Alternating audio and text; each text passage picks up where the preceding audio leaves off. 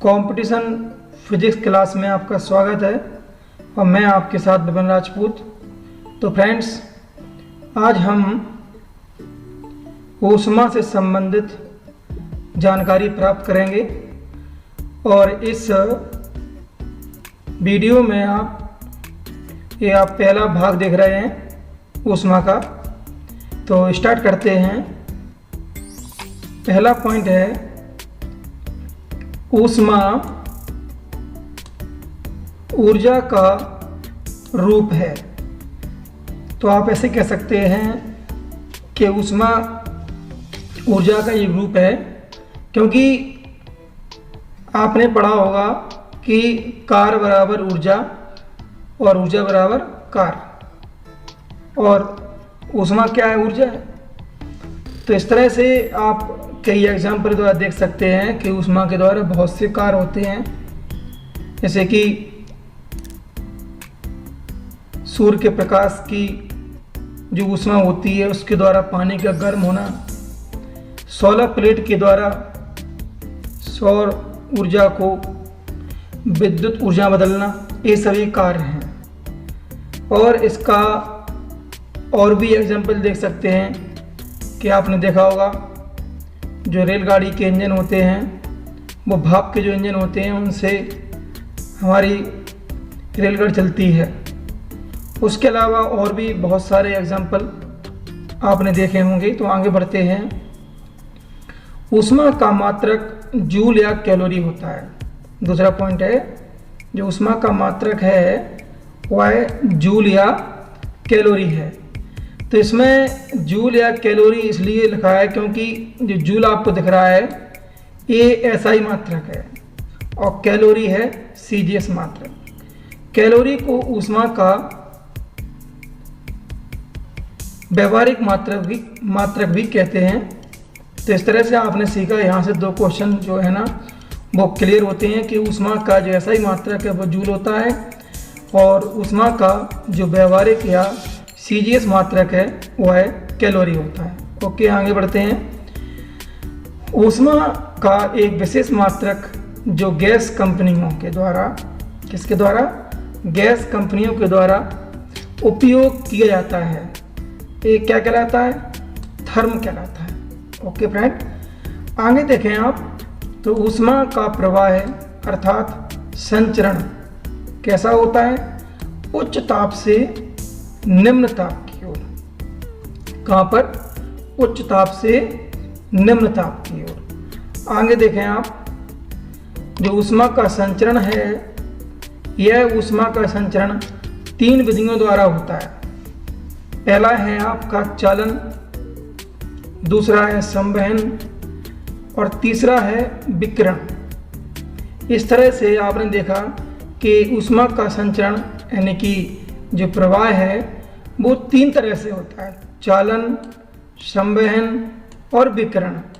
अब कहाँ चालन होता है, कहाँ संवहन होता है, कहाँ विकिरण होता है, इसको स्पष्ट हम करेंगे आगे के पॉइंट्स में। आप देखिए, ये रहा। ठोसों में ऊष्मा का संचरण चालन विधि से होता है।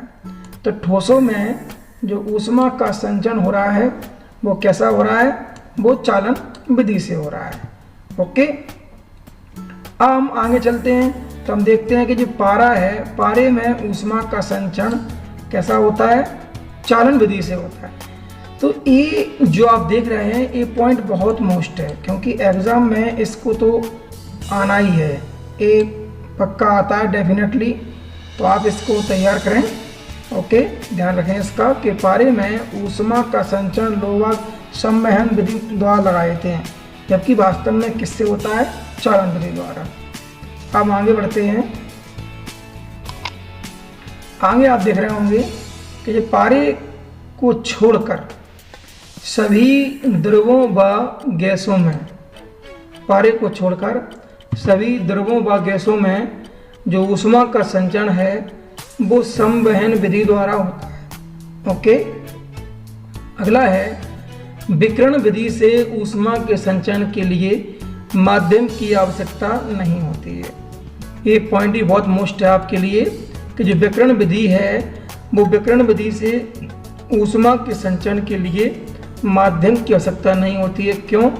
क्योंकि विकिरण विधि से जो ऊष्मा का संचरण है वह निर्वात में भी हो सकता है, इसलिए इसके लिए माध्यम की आवश्यकता नहीं है। अगला है पॉइंट, सूर्य से पृथ्वी तक। जो सूर्य से पृथ्वी तक जो ऊष्मा आती है वह कैसे आती है? विकिरण विधि द्वारा आती है। अर्थात आपका पॉइंट क्या बन गया कि सूर्य से पृथ्वी तक ऊष्मा विकिरण विधि द्वारा पहुंचती है। ओके, हम अगले पॉइंट की बात करते हैं। तो हमारा अगला पॉइंट है, किसी पदार्थ की विशिष्ट ऊष्मा को उसकी विशिष्ट ऊष्माधारता भी कहते हैं। क्यों? क्योंकि आप देख सकते हैं कि यहाँ पर किसी पदार्थ की विशिष्ट ऊष्मा को उसकी विशिष्ट ऊष्माधारता कहा जाता है। ये ऐसे स्पष्ट होता है कि कोई पदार्थ अपने ऊपर कितनी ऊष्मा को कितने समय तक धारण कर सकता है, तो वह उसकी विशिष्ट ऊष्मा कहलाती है। अगले हम आगे बढ़ें तो हम देखते हैं मिट्टी की औसत विशिष्ट ऊष्मा 0.2 कैलोरी प्रति ग्राम डिग्री सेल्सियस होती है। कितनी? 0.2 कैलोरी प्रति ग्राम डिग्री सेल्सियस। एक क्वेश्चन आपके लिए बहुत मोस्ट है। आगे आप पढ़ते हैं तो आप देखते हैं अधिकतर ठोस पदार्थों अर्थात तत्वों की परमाणविक ऊष्मा लगभग समान होती है। कैसी होती है? समान होती है।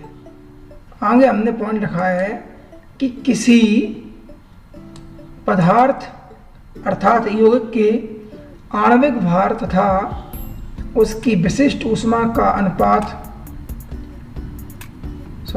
विशिष्ट ऊष्मा का गुणनफल आणविक ऊष्मा कहलाता है। आगे आपने देखा क्या कि कैलोरी मापी का प्राय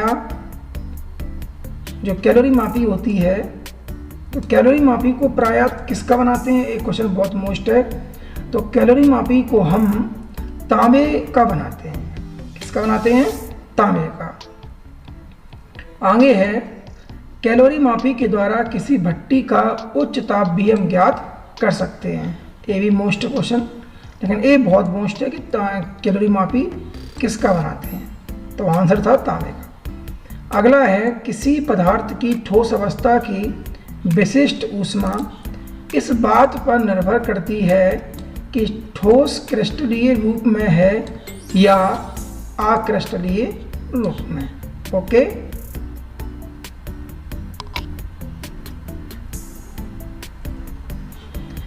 जब पानी का ताप 4 डिग्री सेल्सियस से ऊपर बढ़ाया जाता है तो इसकी विशिष्ट ऊष्मा घटती है और 40 डिग्री सेल्सियस पर इसका मान न्यूनतम होता है। ये एग्ज़ाम के लिए फ्रेंड बहुत मोस्ट है, इसको आप ध्यान रखें। और आगे देखिए आप, ये भी बहुत अमेजिंग पॉइंट है कि जब पानी को 40 डिग्री सेल्सियस से ऊपर गर्म किया जाता है तो इसकी विशिष्ट ऊष्मा बढ़ती है 40 से ऊपर। जैसे ही आप 40 से ऊपर गर्म करोगे तो बढ़ेगी, लेकिन 40 पर कैसी रहती है? न्यूनतम रहती है। तो ये आपको याद करना है। आगे हम बढ़ते हैं तो हम देखते हैं कि किसी वस्तु की ऊष्माधारता ऊष्मा की वह मात्रा है जो उस वस्तु का 1 डिग्री सेल्सियस ताप बढ़ाने के लिए आवश्यक होती है। तो इसको दोबारा फिर रिपीट करता हूँ मैं। किसी वस्तु की ऊष्माधारता क्या है? तो किसी वस्तु की ऊष्माधारता ऊष्मा की वह मात्रा है जो उस वस्तु का 1 डिग्री सेल्सियस ताप बढ़ाने के लिए आवश्यक होती है। आगे देखा जाए तो आगे क्वेश्चन है आपका कि ऊष्माधारता का जो एसआई मात्रक है वो क्या होता है? जूल प्रति डिग्री सेल्सियस। और व्यवहारिक बता चुके पहले आपको।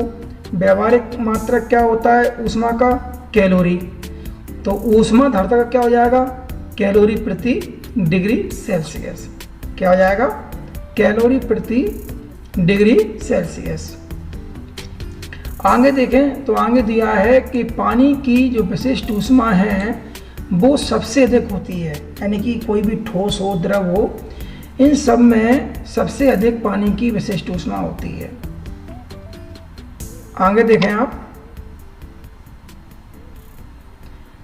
कैलोरी मापी द्वारा किसी वस्तु को दी गई या ली गई ऊष्मा तथा किसी पदार्थ की विशिष्ट ऊष्मा को ज्ञात किया जाता है। ये हम कैलोरी मापी के द्वारा कार्य करते हैं। इसके अलावा आगे दिया है बहुत मोस्ट क्वेश्चन, ये बहुत मोस्ट टॉपिक है कि कैलोरी मापी मिश्रण के सिद्धांत पर कार्य करता है। एग्जाम में आता है कि कैलोरी मापी किस सिद्धांत पर कार्य करता है, तो हमारा आंसर होगा कि कैलोरी मापी मिश्रण के सिद्धांत पर कार्य करता है। तो फ्रेंड, इस तरह से आज आपने 24 पॉइंट पढ़े। अगले भाग में हम लेके आएंगे जो शेष पॉइंट्स बचे हैं। Thank you very much.